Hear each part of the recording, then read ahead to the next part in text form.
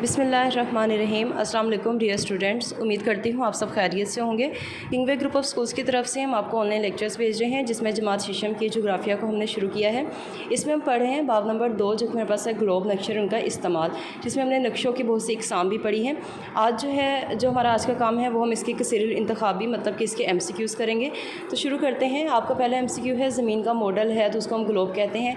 Dear students, ये सारे के सारे MCQ आपको रीडिंग में बहुत अच्छे से और बहुत आसानी से मिल जाएंगे।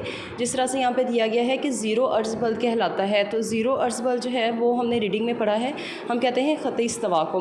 उस तरह से पाकिस्तान के मशरिक़ में वाक़या है चीन। तो ये सारे MCQs आपको रीडिंग में मिल जाएंगे। इसी तरह से है हर 15 दर्जे तूल बल के बाद वक्त में कितना फ़र्क पड़ता है, तो 1 घंटा फ़र्क पड़ता है। वो पैमाना जो अल्फाज की सूरत में लिखा जाता है उसको हम क्या कहते हैं, अबारती पैमाना। मीन्स के जब हमने पैमाने की टाइप्स पढ़ी थी तो उसमें हमने ये सारी की सारी टाइप्स जो हैं वो पढ़ी थी।